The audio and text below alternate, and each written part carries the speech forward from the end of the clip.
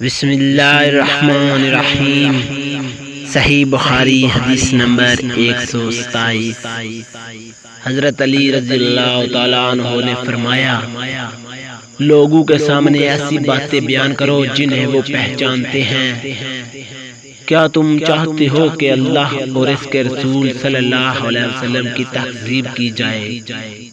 حضرت ابو طفیل سے روایت ہے، وہ حضرت علی رضی اللہ تعالیٰ عنہ سے یہی ارشاد بیان کرتے ہیں۔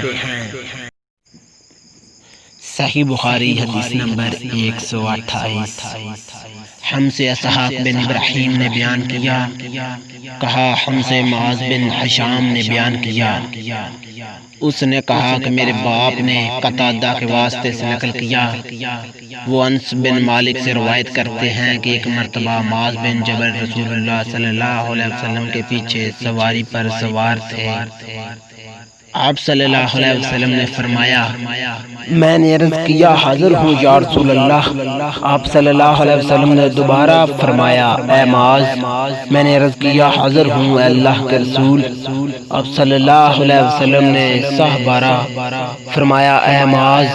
میں نے عرض کیا حاضر ہوں اے اللہ کے رسول۔ 3 بار ایسا ہوا۔ اس کے بعد آپ صلی اللہ علیہ وسلم نے فرمایا کہ جو شخص سچے دل سے اس بات کی گواہی دے کہ اللہ کے سوا کوئی معبود نہیں ہے اور محمد صلی اللہ علیہ وسلم اللہ کے سچے رسول ہیں، اللہ تعالیٰ اس کو دوزخ کی آگ پر حرام کر دیتا ہے۔ میں نے کہا یا رسول اللہ، کیا اس بات سے لوگوں کو باخبر نہ کر دوں تاکہ وہ خوش ہو جائیں؟ تو آپ صلی اللہ علیہ وسلم نے فرمایا، اگر تم یہ خبر سناؤ گے تو لوگ اس پر بھروسہ کر بیٹھیں گے اور عمل چھوڑ دیں گے۔ معاذ رضی اللہ تعالیٰ عنہ نے انتقال کے وقت یہ حدیث اس خیال سے بیان فرما دی کہ کہیں حدیث رسول چھپانے کے گناہ پر ان سے آخرت میں مواخذہ نہ ہو۔